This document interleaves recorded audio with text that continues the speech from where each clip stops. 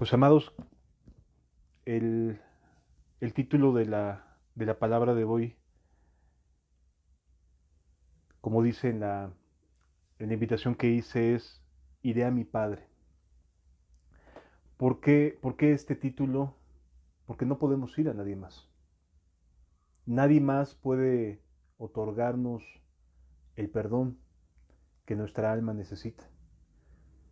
¿Cómo puede una persona que también es reo de muerte, porque la paga del pecado es muerte, cualquiera que éste sea?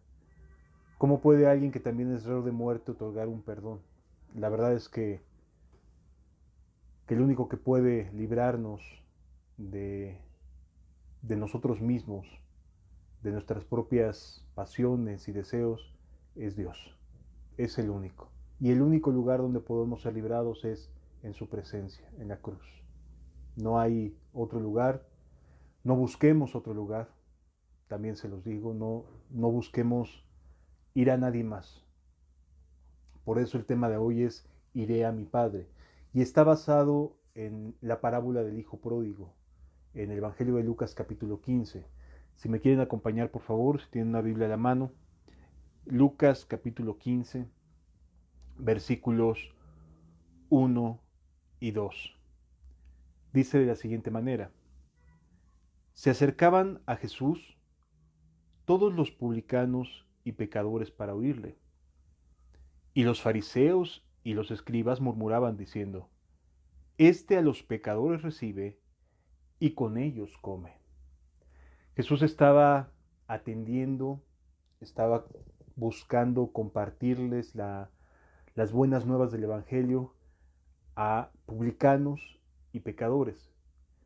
Y sucedió que las personas que lo estaban viendo, que eran los fariseos, en este caso, y los escribas, que eran personas eruditas, que eran personas bien educadas, con buenos modales, con una familia seguramente estable, que no estaban acusados de ningún tipo de pecado escandaloso, cuando menos. Nos encontramos aquí ante un sector de personas que se ven a sí mismas como mejores que otros, como mejores, más santos, más entregados a Dios, más consagrados, más el título que querramos ponerle. Nos encontramos aquí entonces ante personas que tienen un concepto de sí mismo, de su vida espiritual, como superiores a los demás. Y entonces esto genera una aparente indignación, o mejor dicho, no una aparente. Se indignaron, se molestaron, se incomodaron con Jesús, porque decía, este a los pecadores recibe, a los publicanos y pecadores recibe, y con ellos come. ¿Sí? Recordemos que la idea que tenían en aquella época es que mientras menos convivieras con alguien que sabías que estaba en algún pecado, eras más santo. La idea era que no te fuera a contaminar su presencia, no te fuera a tocar, que lo que estuviera haciendo en ese momento la persona te fuera a hacer algún tipo de influencia. Entonces, la idea que tenían era que para santificarte tenías que alejarte de los pecadores y de los publicanos.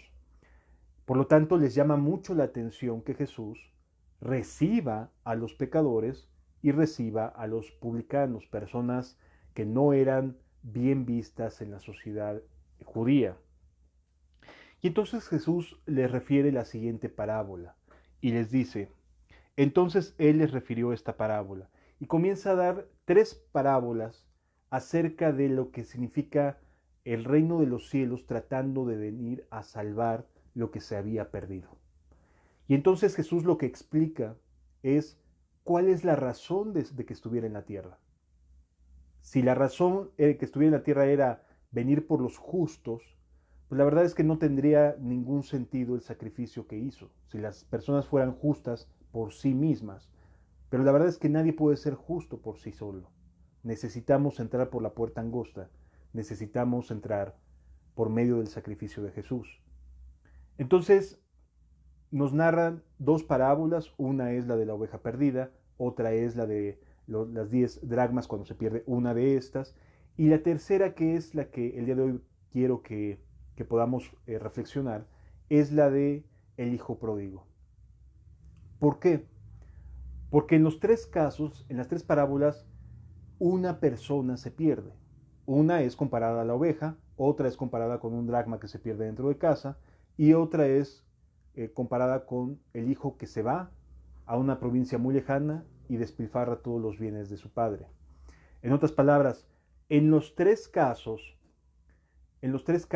encontramos a personas eh, perdidas, ¿sí? Personas que se encontraban lejos de Dios.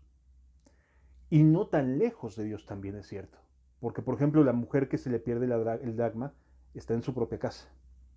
Y vive perdido, o vive, esta moneda cae dentro de su propia casa y se rueda, se va hacia abajo de algún lugar, pero estando dentro de la propia casa de la dueña, ¿no? Esto nos habla de que estaban dentro estos tres personajes de lugares seguros y sin embargo se pierden, se van de la presencia de, en el caso de la primera parábola, del pastor, en el caso de la segunda, se caen de la persona que las estaba cuidando y en el caso de la tercera se aparta de su padre. ¿Sí? Entonces, las tres parábolas nos enseñan de personas que no están caminando con Dios, de personas que se han alejado de la presencia de Dios, pero que el reino de los cielos y Jesús vino a buscar y salvar lo que se había perdido. Por lo tanto, el propósito de esta enseñanza es salvar, buscar y salvar lo que se ha perdido. Si esta enseñanza llega a escucharla alguna persona que se ve a sí misma como lejana a Dios, si esta enseñanza, esta plática la puede escuchar, se atreve a escucharle a alguien que sabe que está lejano a Dios, estoy seguro que es porque Dios quiere ponerte a salvo. Quiere que regreses a casa. ¿Sí? Bien, vamos a leer a partir del versículo 11 y nos dice de la siguiente manera la escritura. También dijo, un hombre tenía 2 hijos. Y el menor de ellos dijo a su padre, dame la parte de los bienes que me corresponda. Y les repartió los bienes. No muchos días después, juntándolo todo, el hijo menor se fue lejos a una provincia apartada y allí desperdició sus bienes viviendo perdidamente. ¿Qué nos encontramos en este momento? Nos encontramos con que el reino de los cielos nos va a dar la enseñanza a través de 2 personas, de 2 hijos. ¿Sí? Las otras 2 parábolas tenían que ver con animalitos, uno con una oveja perdida y el otro con una moneda que se extravía dentro de la propia casa de la dueña. Pero en este caso Jesús decide personificar a las personas que se alejan de Dios.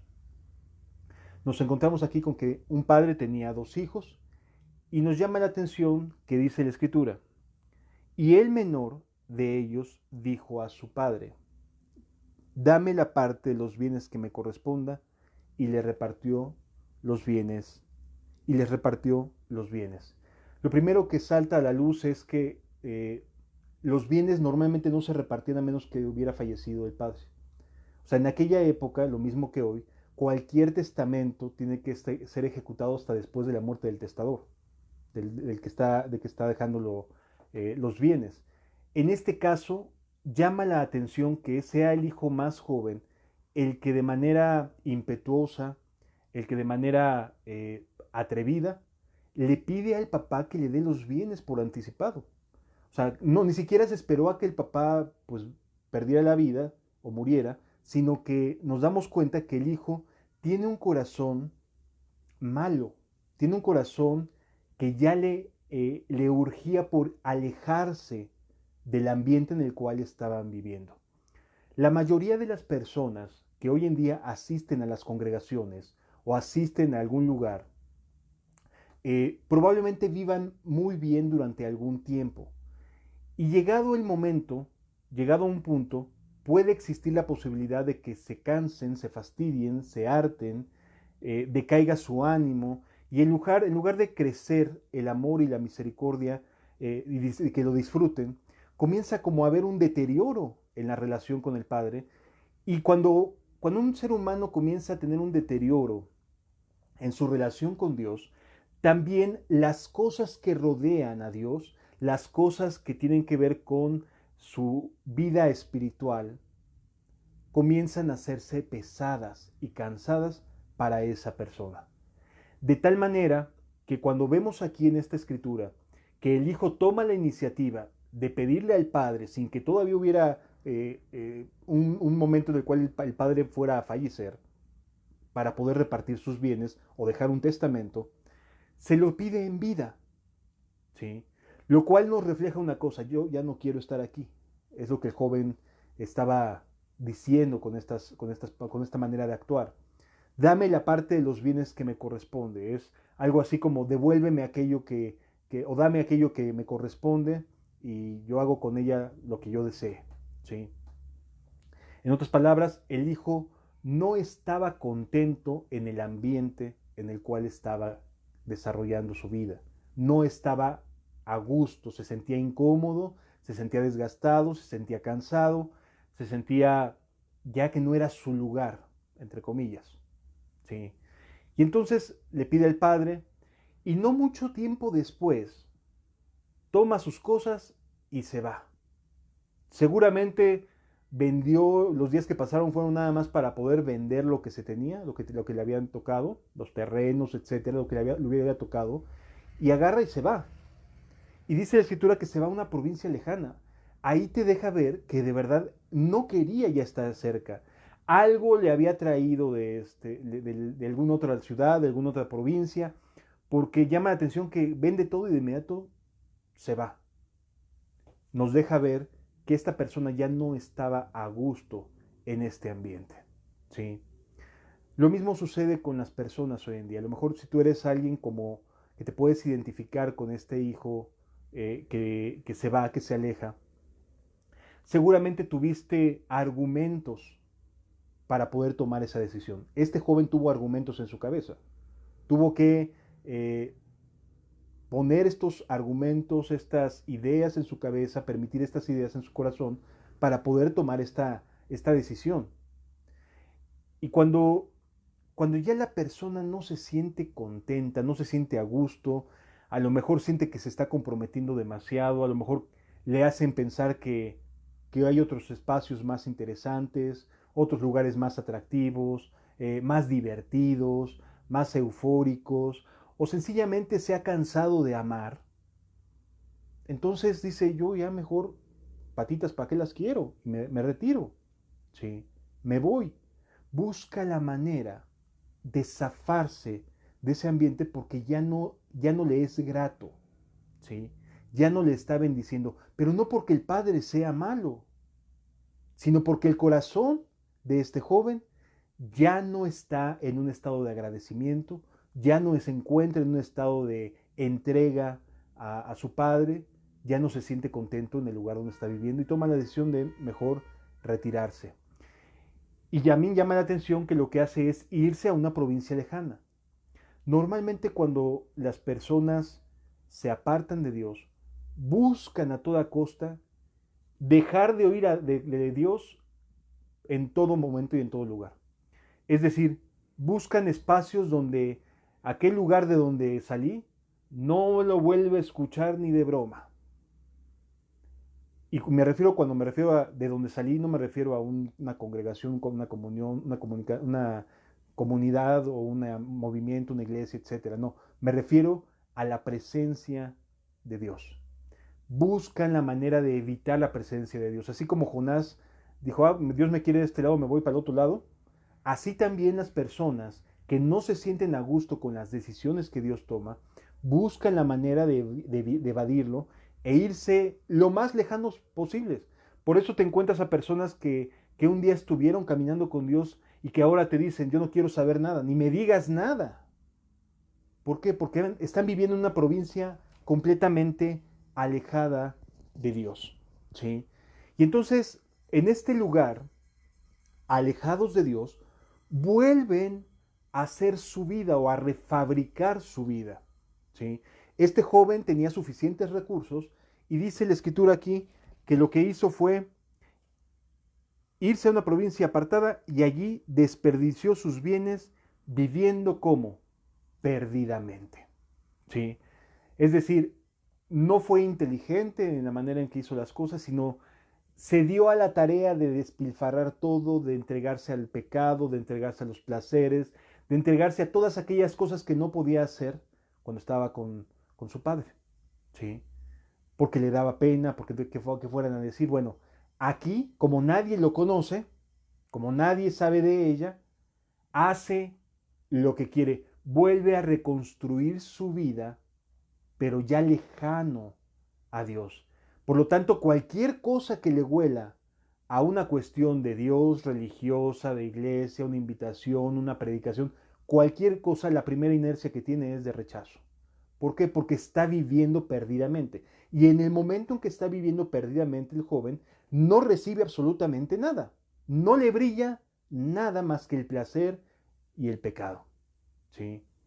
Cuando una persona no está lista para ser recibido a misericordia, ni te va a apelar, ni te va a escuchar, no te va a hacer caso.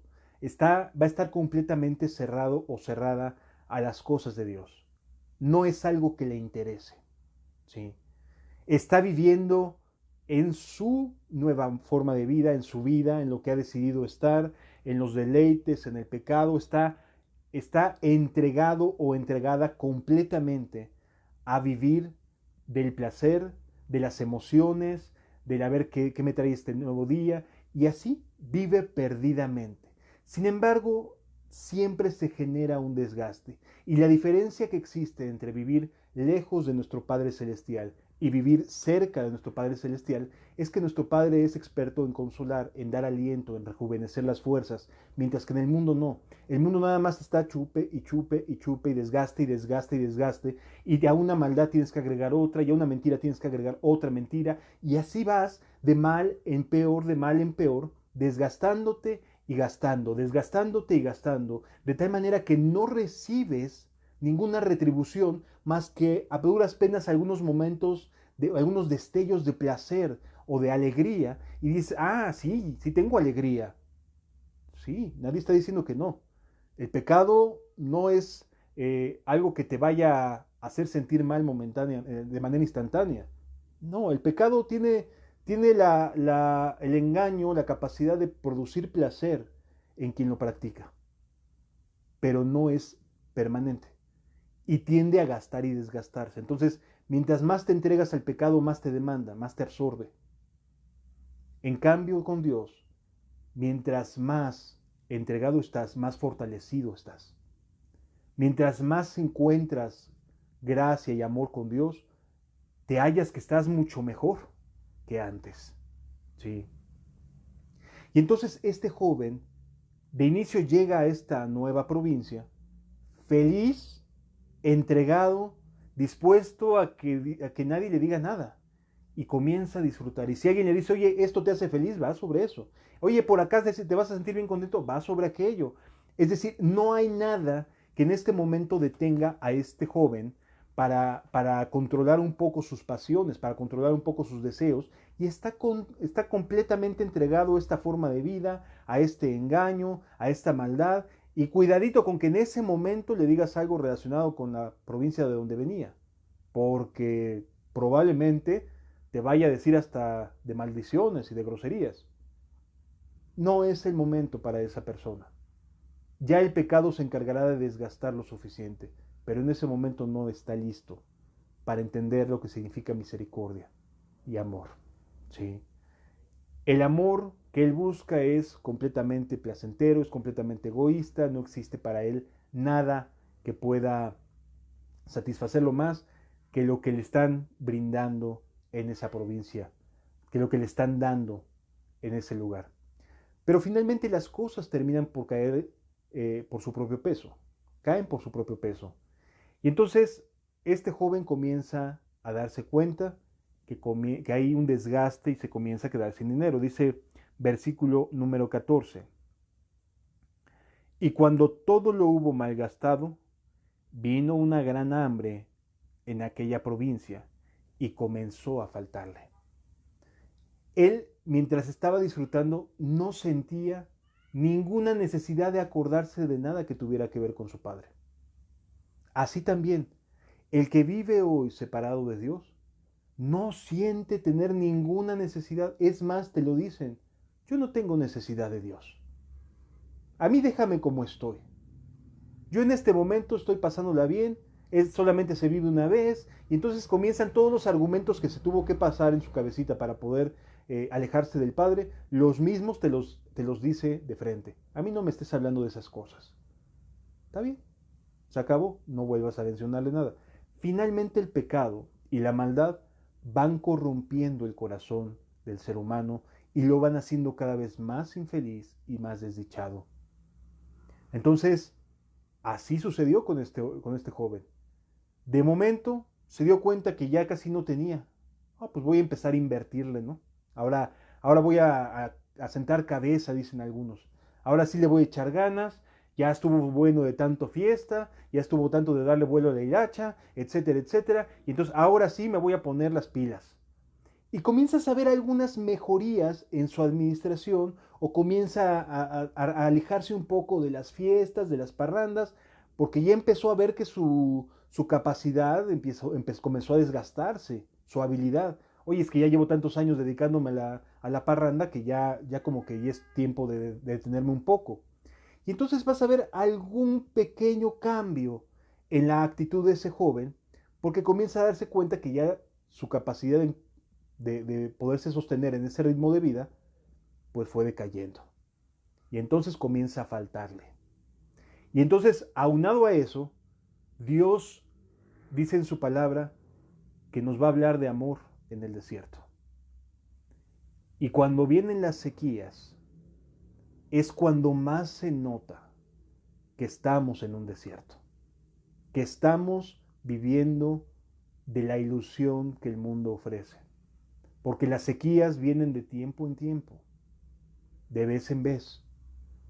Si a lo mejor ahorita tú no has estado viviendo una sequía y no quieres oír nada, lo puedo entender. Ya vendrá tu sequía, ya vendrá tu desierto. Porque ahorita a lo mejor puede ser que estés viviendo en la parranda, en la felicidad del momento del pecado que te puede brindar. Pero vendrá tu tiempo.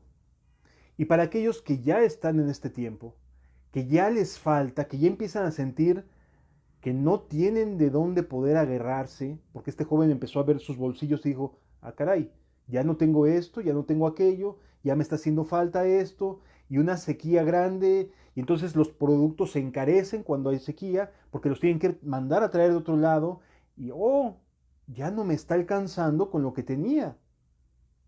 Ya tengo que hacer mayores esfuerzos por ir a buscar a otros lugares algo que me alimente.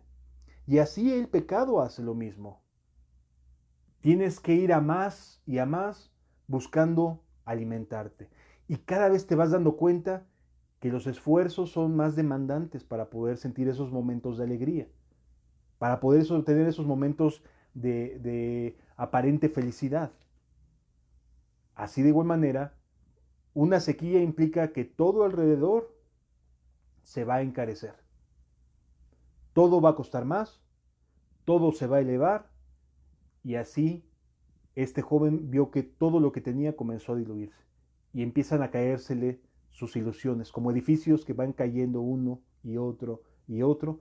Así también este joven estaba mirando como todo lo que se había imaginado que iba a ser su vida viene cayéndose a pedazos. Y de momento te encuentras con que aquellas cosas que te habías imaginado que iban a sucederte y que ibas a pasarla excelentemente bien, ya no están ahí. Ya te dejaron, ya te abandonaron, el amor fracasó, lo que esperabas que sucediera no pasó, te desilusionaron, etcétera, etcétera. O sea, pasaron mil cosas y todo lo que tú esperabas se vino abajo. Pero no pierdes la esperanza. Dices, algo tengo que hacer. Y entonces te acuerdas de aquel amigo, de aquella persona, de aquel fulano de tal, de aquella sultana de tal, que en algún momento te prometió amor eterno, que en algún momento te prometió estar presente en los momentos de mayor dificultad. Y dices, ay, me acordé de fulano de tal, seguro él me va a ofrecer una buena chamba, seguro que aquella me va a decir, no, pues mira, ven, hazte para acá, yo te ayudo. Y entonces se acerca con algún vecino, con algún ciudadano de aquella zona. Y dice el versículo 15, y fue y se arrimó a uno de los ciudadanos de aquella tierra, el cual le envió a su hacienda para que apacentase cerdos. Ahí le dio un trabajito, nomás para que aguante. ¿Sí? El mundo es así. Satanás ha creado un sistema donde te engaña, te consume y después te abandona. Así es el sistema satánico. Busca darte la apariencia de felicidad y después te abandona completamente. Y ya no sientes felicidad y estás en la ruina y estás acabado o acabada y ya te dejaron y te abandonaron y no sabes qué hacer, etcétera. Es decir, el pecado siempre, indudablemente, va a traer consecuencias. Así estaba este joven, viviendo las consecuencias de una vida desperdiciada. Nos dice aquí la escritura que fue y se arrimó con uno de sus ciudadanos, fue y pidió alguna chamba, le pidió ayuda tal y medio le ayudaron, ¿no? Pues ve y ahí ayuda a fulano de tal y ponte a hacer esto, ponte a hacer aquello, etcétera. Y entonces nos encontramos con que comienza a trabajar en, en esta hacienda, pero siempre sigue insatisfecho. Ya nada parece llenarle. ¿Sí? Y en lugar de decir, bueno, cuando menos ya tengo un salario, dice, ay no, pues otros comen mejor que yo. Y comienza a ver hasta los cerdos, ¿no? Y las algarrobas le parecían suculentas, cuando para un judío, y como él había crecido, un cerdo era algo inmundo. Bueno, pues hasta eso se le antojaba. O sea, ya estaba tan insatisfecho, estaba tan hueco y tan vacío, que nada en lo absoluto le llenaba, nada le satisfacía. Este es el momento en el cual aparece un recuerdo. Dice la escritura en el versículo número 17. Y volviendo en sí, dijo, ¿cuántos jornaleros en casa de mi padre tienen abundancia de pan y yo aquí perezco de hambre? Se acordó de su padre durante todo su tiempo de fiestas, de estar evadido, de querer estar lejos de la provincia. No se acordó. ¿En qué momento las personas se acuerdan de Dios? Cuando les falta. Cuando falta la salud, cuando falta alguna cuestión de laboral, algún trabajo. ¿Cuándo se acuerdan de Dios? Cuando les va mal. ¿Sí? ¿Cuántos jornaleros tienen comida? No les faltaba nada. Y yo aquí, dice, perezco de hambre. ¿Qué hizo que este joven volviera en sí? Un recuerdo. Un recuerdo. ¿Y cuál era este recuerdo? Uno muy sencillo. ¿Cuántos jornaleros en casa de mi padre tienen abundancia de pan? Ya ni siquiera se acordaba de lo que él comía, sino se acordó cuando menos de lo que los jornaleros de su padre sí se alimentaban bien. ¿Esto de qué nos habla? Cuando existe la necesidad en el corazón, cuando ya estamos hartos y cansados de vivir una y otra y otra y otra vez, cometiendo los mismos errores, las mismas maldades, cayendo una y otra vez, es momento de detenerse, es momento de volver en sí, es momento de ser reflexivos, de decir, a ver, ¿por qué estoy sufriendo? Mejor pienso qué hacer. Y dice la escritura, y yo aquí padezco de hambre. Versículo 18. Me levantaré e iré a mi Padre. Ya se había dado cuenta que los amigos no funcionaban.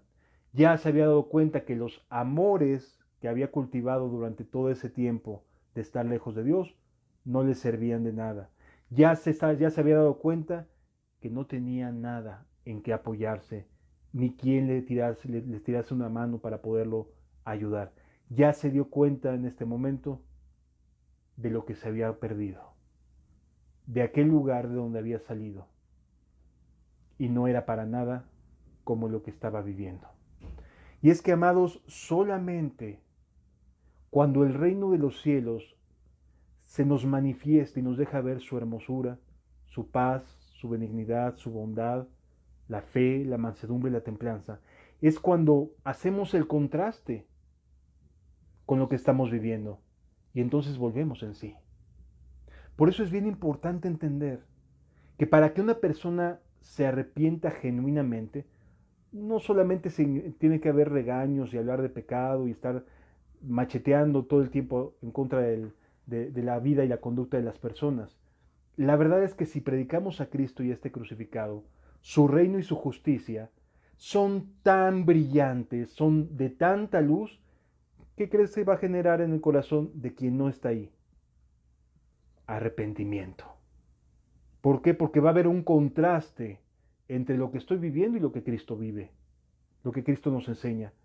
¿Por qué razón podemos decir la vida religiosa no me está sirviendo? ¿O estoy siendo un religioso? Porque existe un contraste entre la vida sobrenatural que lleva el cristiano lleno del Espíritu Santo y la religión que ahí más o menos la vamos llevando en muchos lugares. Y entonces se despierta el deseo de un verdadero avivamiento. ¿Por qué?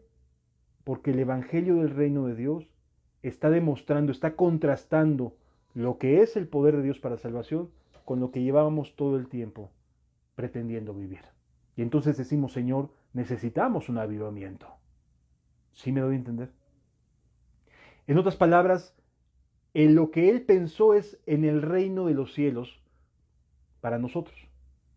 ¿Cuántos jornaleros no viven así? Oh Señor, si yo pudiera regresar a aquellas misericordias, y cómo recuerdo que yo oraba y el reino de los cielos comienza a hacerse brillante y tu vida comienza a ser aplastante.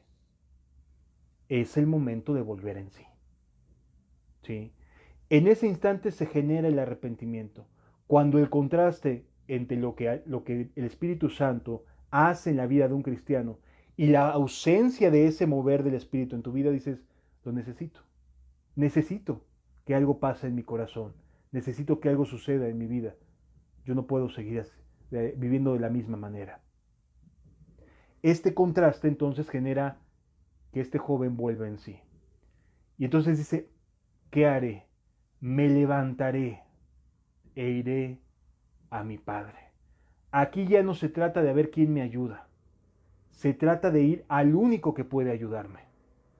Aquí no se trata de voltear a ver a dónde me voy ahora. No, se trata de levantarse e ir a mi Padre. No se trata de iglesias, no se trata de movimientos, no se trata de cuatro paredes, no se trata de que es que me dejé de congregar y por eso estoy como estoy. No, es ir al Padre, es acudir al único que puede ponernos a salvo. Iré a mi Padre. No dice voy a ir a tal con cual vecino, no voy a ir a buscar al jornalero tal. No dice eso, dice iré a mi Padre. O si tan solo pudiéramos comprender que el objetivo de Dios es que vayamos a Él, que dejemos de estar pensando en me voy a portar ahora bien, me voy a hacer esto. Ve al Padre, ve al Padre.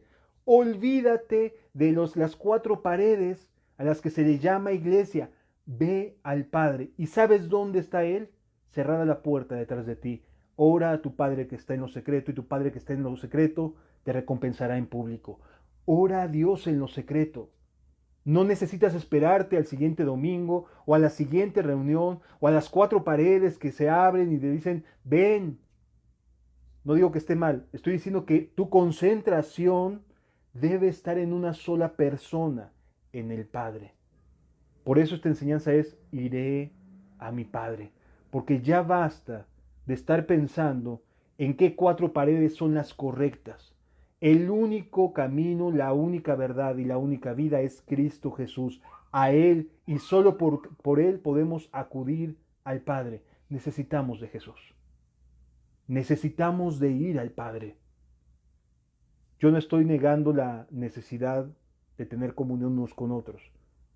Pero por favor, no puedes tener comunión con otros cristianos a menos que tú vuelvas al Padre. Porque es el Padre el que te pone junto a tu hermano. Es el Padre el que te da a tus hermanos con los cuales caminar. ¿Sí?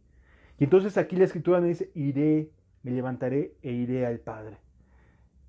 ¿Qué esperaba este joven?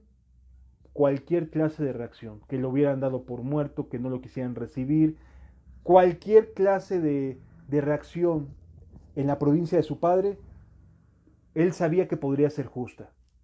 Y entonces, ¿qué es lo que piensa? Dice de aquí la Escritura: iré a mi padre y le diré: Padre, he pecado contra el cielo y contra ti. Aquí ya no vemos ningún tipo de justificación, ningún pensamiento vale. Aquí no encontramos a alguien diciendo: yo creo que sí me va a recibir. No, dice: yo me voy a poner como aquel que la regó, que se fue, que pecó, que hizo lo malo, sin justificaciones, sin estar tratando de encontrar excusas. Todos los daños recibidos han sido por causa de mí. En otras palabras, esta persona no va a buscar a su padre como si se mereciera algo, sino va a buscar a su padre como no mereciéndose nada, como estando muy consciente de que ha pecado contra el cielo y contra él. Y así también, si tú tienes en tu corazón el deseo de salir de ese entorno religioso muerto, de esos huesos secos, de esa vida monótona, cómoda, entonces ve a tu Padre, pero no vayas pensando en que eres buena persona, no vayas pensando en que tienes cosas que ofrecerle. No hay nada que podamos ofrecerle a nuestro Dios. No existe nada que podamos ofrecerle. Acude a Él diciendo: Padre, he pecado contra el cielo y contra ti. No tengo excusa de nada. No me puedo justificar de ninguna manera. No me vengo a presentar ante ti como alguien que hubiera hecho lo correcto. Vengo a ti como un pecador, Señor.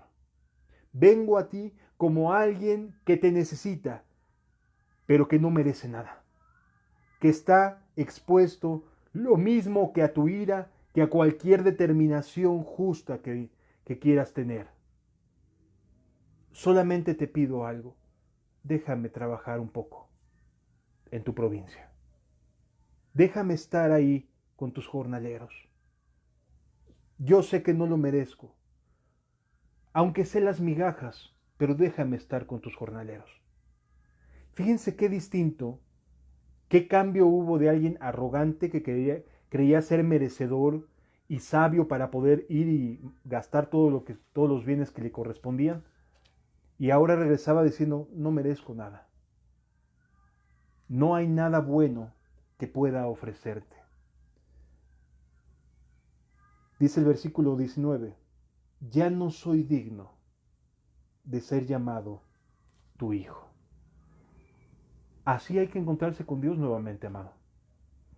No como si fuera alguien que hubiera vivido grandezas. No. Acércate con Él. Así, no soy digno de ser llamado tu hijo. O sea, la verdad es que no represento, Señor, a un hijo de Dios. No lo soy. Si lo fui, si tuve victorias hace 15, 20, 30 años, 40 años, hoy por hoy, Señor, no soy digno de ser llamado tu hijo. Y de inmediato el adversario te va a decir: ¿cómo crees? Pues acuérdate que fuiste, etcétera.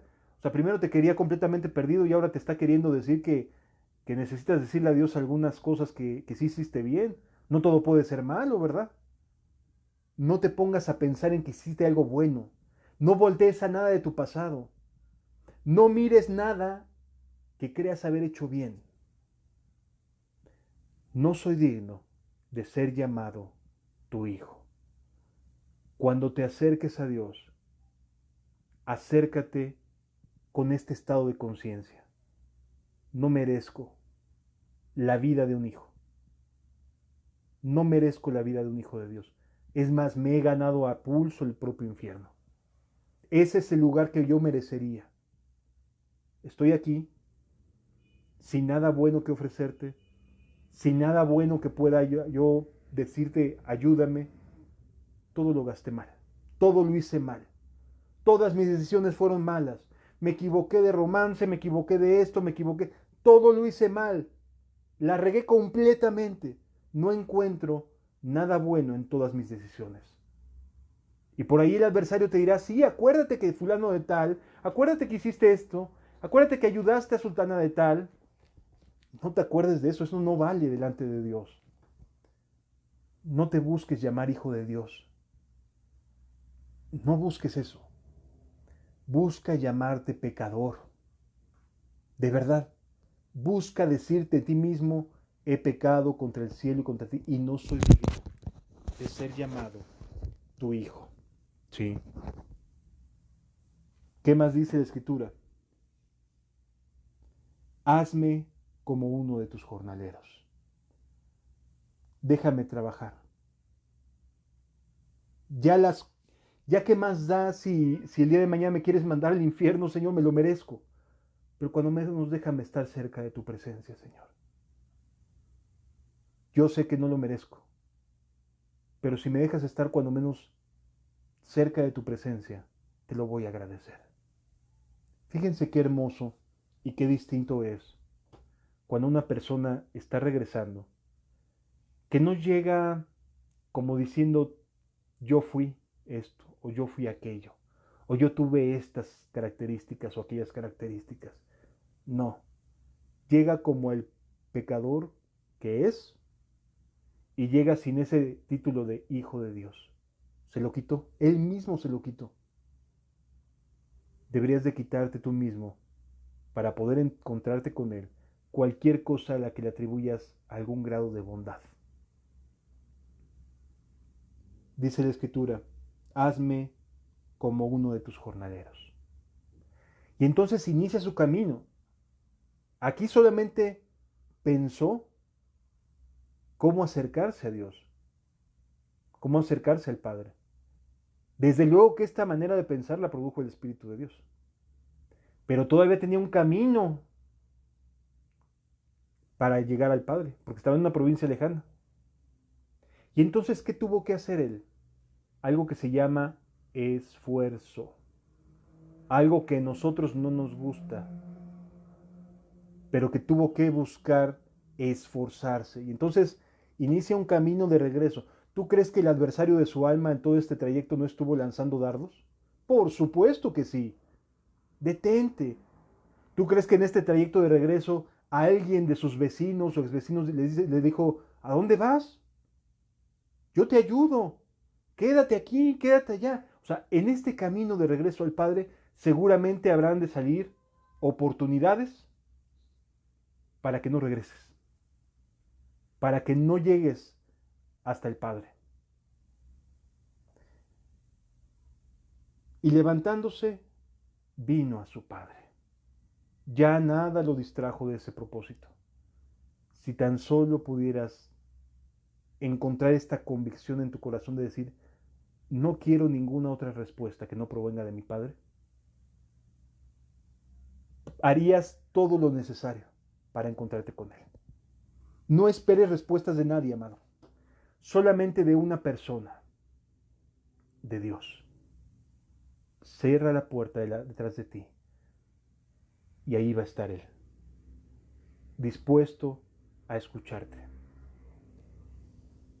Y levantándose vino a su padre. Y cuando aún estaba lejos, ¿qué hizo el padre? No se sentó a esperar hasta que llegara, ¿verdad? ¡Cuánta misericordia de Dios! Él corrió a su encuentro. El hijo lo único que hizo fue esmerarse un poco. Y el padre corrió a su encuentro, descendió de los cielos para darse por ti. Te manda la ayuda necesaria. Así es nuestro Dios. Y cuando aún estaba lejos, lo vio su padre y fue movido a misericordia y corrió. Se echó a correr. ¿Sabes cuánto anhela Dios correr hacia ti? ¿Sabes cuánto anhela Dios ver que vienes hacia Él y correr para abrazarte? No te imaginas cuánto. Ha estado esperando este momento por largo tiempo, porque Él, nuestro Dios en los cielos, sí ha visto cómo estás sufriendo cuando estabas ahí en el mundo. Sí estaba consciente de cómo te había visto, tus dolores, tus tristezas, tus inquietudes. Y en este caso Él sabía que lo necesitabas. Pero es hasta que tomas la iniciativa de decir, no soy digno de ser llamado tu hijo, no soy digno de nada. En ese momento, Él corre a abrazarte. Él nos sale al encuentro. No que nosotros lo mereciéramos, sino que Él fue movido a misericordia y nos salió al encuentro. Dice la Escritura, y corrió y se echó sobre su cuello y le besó. Así es nuestro Dios. No lo recibió con enojo. Y se hubiera sido muy justo si hubiera estado enojado, pero no lo recibió con enojo. No le reprochó, no le dijo, gánatelo. No. Dios en su misericordia se echó sobre su cuello. Sabía que a su hijo no le había ido nada bien. Vio cómo venía vestido, descalzo. Se dio cuenta que su hijo había sufrido. Y él y el hijo le dijo, Padre, he pecado contra el cielo y contra ti, y ya no soy digno de ser llamado tu hijo. Se lo dijo de frente.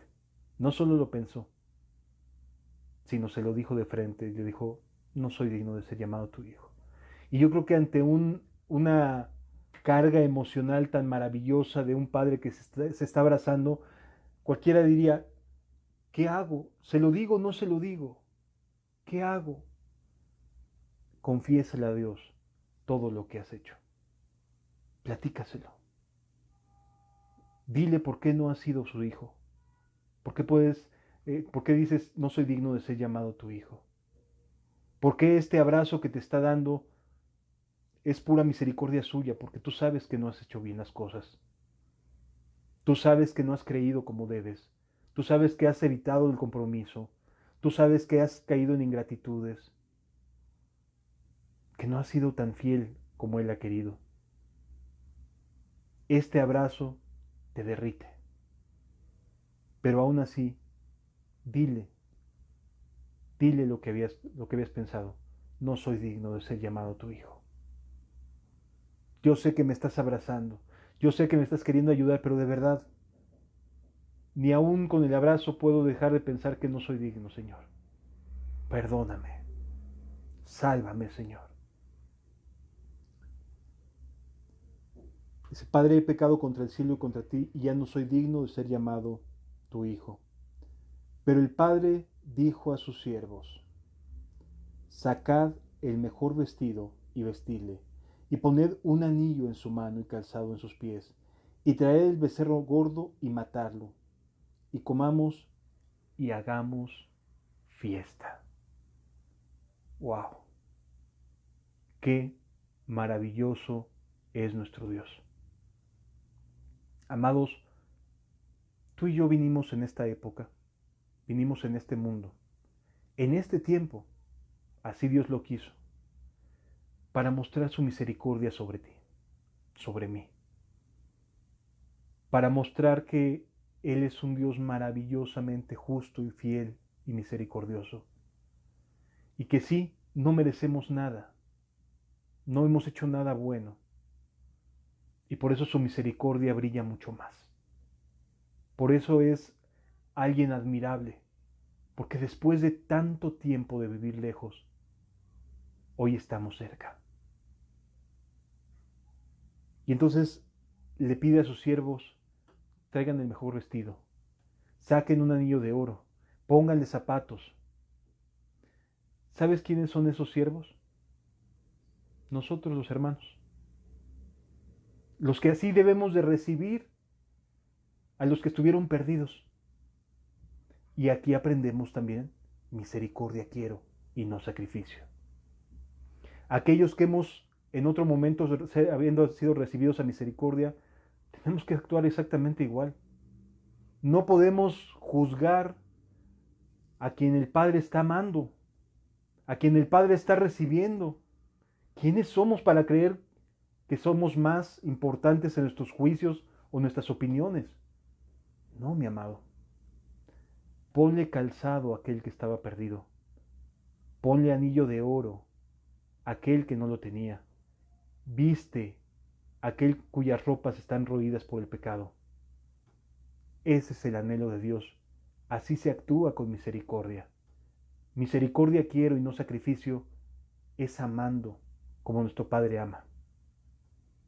Y entonces hagamos fiesta, gocémonos porque uno más es rescatado. No nos quejemos, no nos enojemos, no digamos por qué este sí y aquel no. Gocémonos con aquellos que Dios va regresando a su corral, a su mies. Pero el padre dijo a sus siervos, sacad el mejor vestido.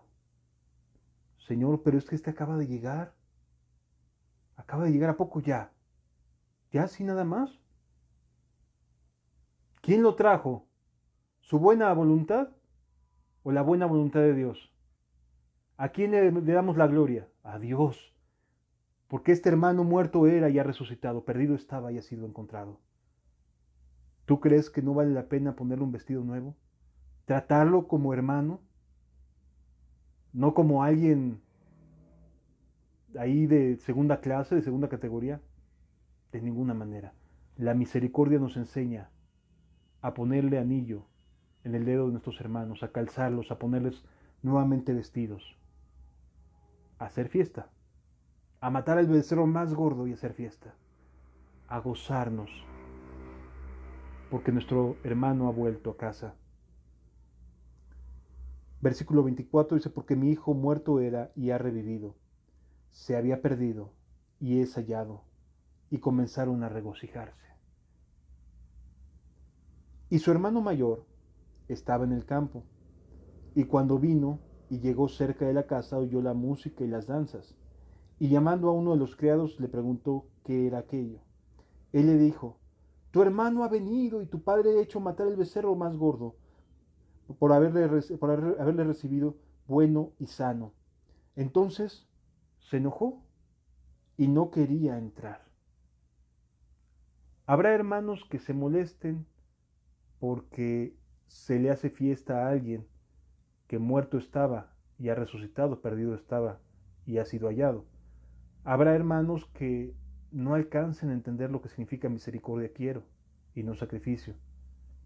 Pero el Padre se encargará de salirles también al encuentro. Así como aquí. Ellos no quieren saber nada. Ellos, oh, ¿cómo es posible? Y se llenan de celo. No te preocupes. Gocémonos con los hermanos que se arrepienten y vuelven a la casa del Padre. Y de los que se indignan porque regresaron, ni te preocupes, que Dios se va a encargar también de ellos. Nos va a ayudar y les enseñará lo que significa misericordia quiero y no sacrificio. Así que no te preocupes demasiado por los que se enojan. Gózate con los que son encontrados. Viste a los que son hallados. Calza a los que han sido resucitados. Dales un anillo de oro. Trata bien a tus hermanos que han vuelto. Gózate en que han regresado. Él le dijo, Entonces se enojó, versículo 28, entonces se enojó y no quería entrar. Salió por tanto su padre y le rogaba que entrase. Mas él respondiendo, dijo al padre, he aquí tantos años te sirvo. Oye, Señor, yo ya me he mantenido en santidad no sé cuánto tiempo. No sé cuánto tiempo yo llevo yo fiel a la iglesia y fiel acudiendo y sirviendo. Y así nada más llega este y ya. No, que se vaya a hacer esto, que se lo gane, ¿no? Entonces se enojó y no quería entrar, salió por tanto su padre y le rogaba que entrase, mas él, respondiendo, dijo al padre, tantos años te sirvo, no habiendo desobedecido jamás, y nunca me has dado ni un cabrito para matar, para gozarme con mis amigos. Pero cuando vino este, tu hijo, que ha consumido tus bienes con rameras, has hecho matar para él el becerro gordo. Entonces le dijo, hijo, tú siempre estás conmigo, y todas mis cosas son tuyas. Mas era necesario hacer fiesta y regocijarnos, porque este hermano era muerto y ha revivido. Se había perdido y es hallado. ¿Cómo necesitamos aprender a ser misericordiosos? ¿Cuánto necesitamos comprender que la bondad de Dios y la misericordia de Dios es para con todos? Dios no tiene hijos favoritos. Si tú eres una persona que has vivido lejos de Dios, pero hoy te das cuenta y quieres regresar, levántate y ven al Padre. Te está esperando. Es más, te va a salir corriendo a abrazar. Te va a amar. Se va a deleitar. Y a nosotros, tus hermanos, nos va a decir, pónganme lo mejor y hagamos fiesta.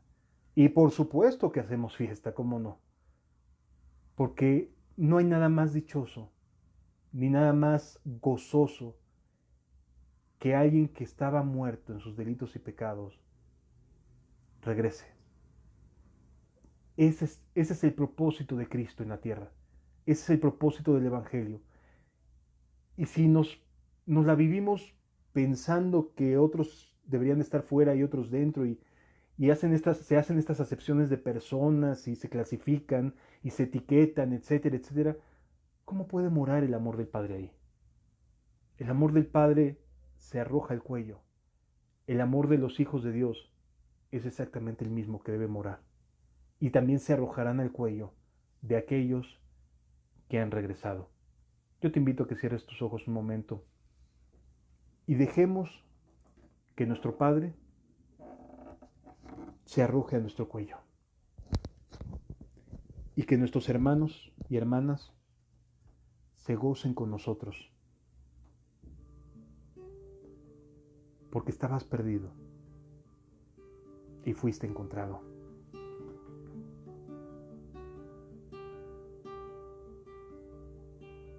Padre, gracias por tu palabra.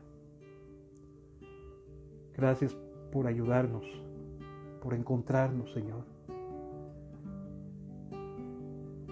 Gracias por esa sequía que llegó justo a tiempo, Señor. Gracias por tu gran amor y misericordia.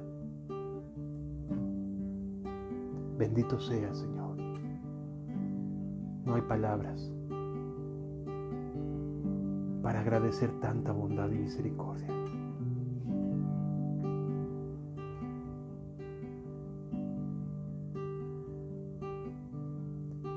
Cuando tú llegaste a mi vida, las cosas cambiaste en mí. Mi corazón llenaste de alegría, del gozo de estar junto a ti. Toda la oscuridad que había en mí transformaste con tu luz. Tu poder y tu amor derramaste en mí. Has creado una nueva esperanza en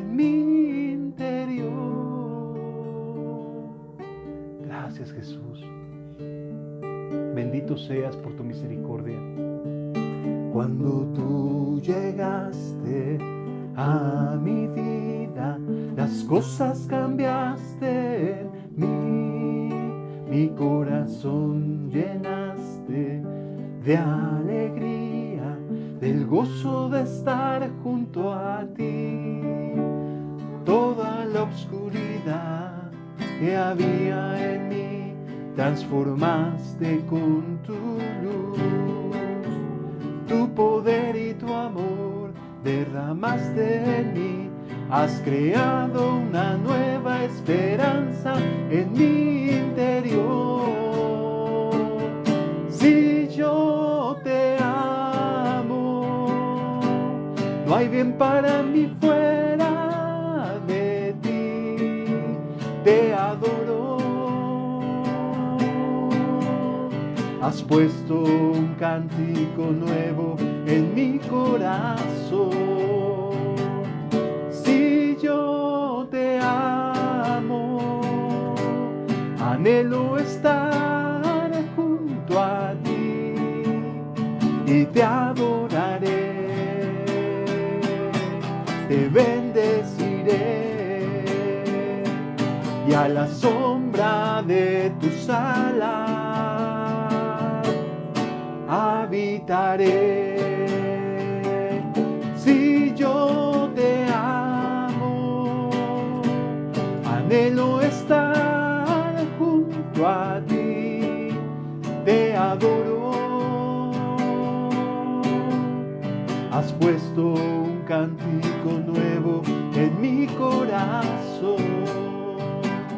Si yo te amo, no hay bien para mí fuera de ti y te adoraré, te bendeciré y a la sombra de tus alas habitaré. Padre, atrae a todos los hijos pródigos que se han ido de ti, aquellos que han malgastado su vida, sus fuerzas, sus recursos, Señor. Tráelos de regreso, Padre. Gracias, Señor, por tu gran misericordia y bondad. Bendito seas eternamente y para siempre, Señor. Gracias, Jesús. Si yo te amo, no hay bien para mí fuera de ti, te adoro. Has puesto un cántico nuevo en mi corazón. Si yo te amo, no hay bien para mí fuera de ti y te adoraré, te bendeciré y a la sombra de tus alas habitaré, y a la sombra de tus alas habitaré. Gracias, Jesús. Padre, trae a muchos extraviados a ti, Señor. Vuelve a brillar en Sion, Señor. Gracias, Jesús. Ven, Jesús, en medio de tu pueblo, que tu luz queremos alcanzar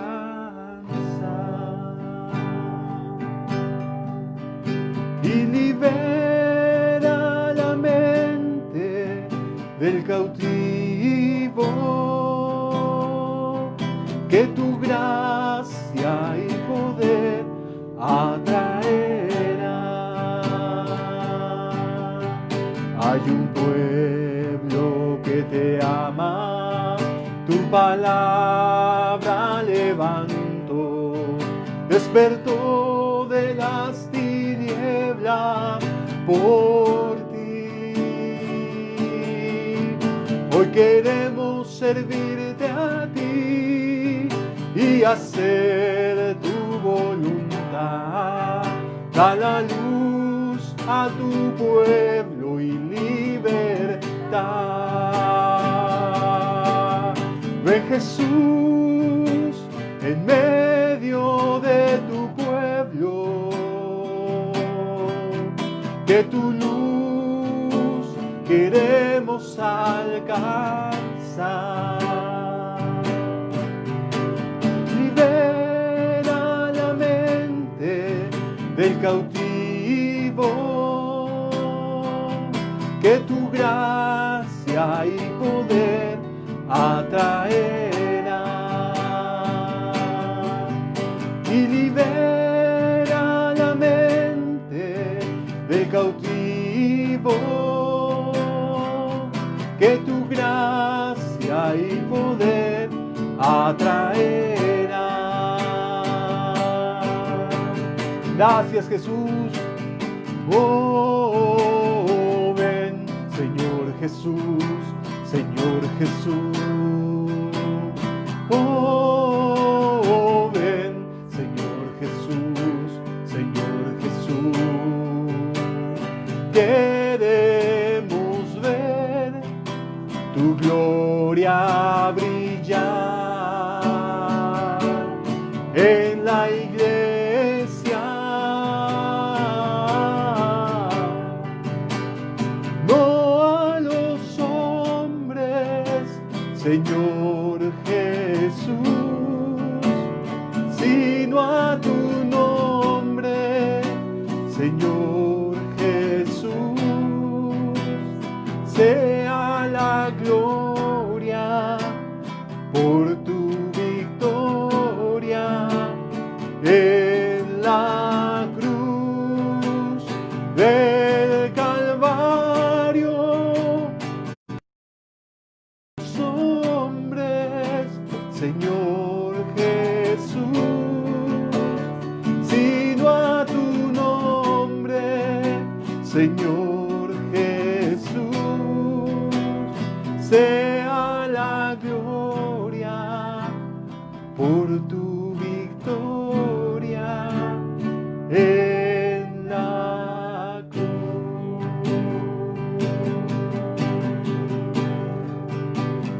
Oh, ven, Señor Jesús, Señor Jesús.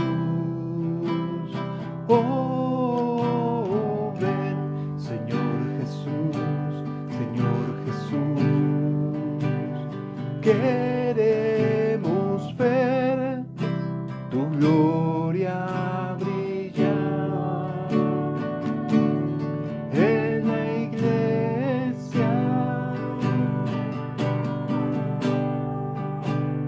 No a los hombres, Señor Jesús, sino a tu nombre, Señor Jesús. Sea la gloria por tu victoria en la cruz.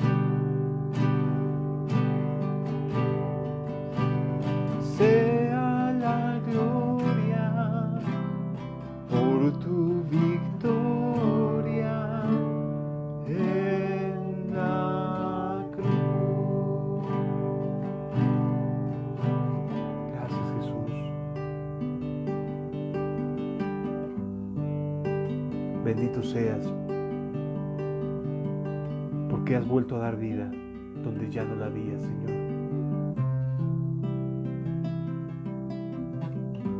Por supuesto que estos huesos secos pueden volver a vivir. Por tu palabra, Señor. Que los huesos secos vuelvan a tener vida. que aprendamos a tener misericordia del que regresa. Gracias, Jesús.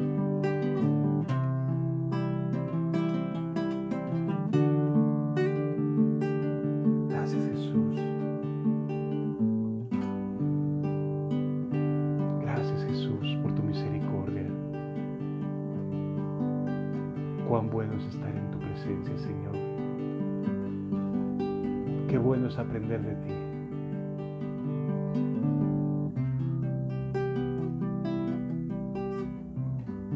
Gracias, Jesús.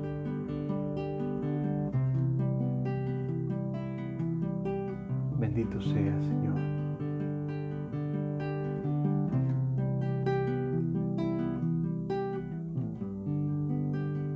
Bendito seas. Gracias. Gracias, Jesús. Gracias.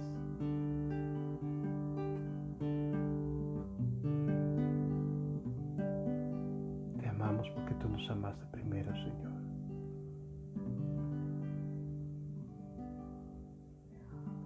Gracias.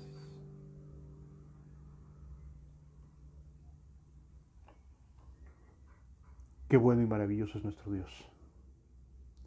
Incalculables son sus bondades. Yo quisiera que si tienes la oportunidad de mantenerte en este estado de amor, de compasión, de estar en su presencia, no hagas por salirte pronto. No trates de decir, bueno, ya terminó y ya, sino deja que el Espíritu Santo continúe haciendo su obra en tu vida, continúe incendiando tu corazón, llenándolo de fuego del Altísimo. Que Dios te bendiga, nos vemos en la próxima ocasión y estamos para servirte cualquier cosa. Hasta la próxima. Y esta es la voluntad del Padre, no queriendo que ninguno se pierda, más que todos lleguen al arrepentimiento. Amén. Gracias, Señor. Dios te bendiga.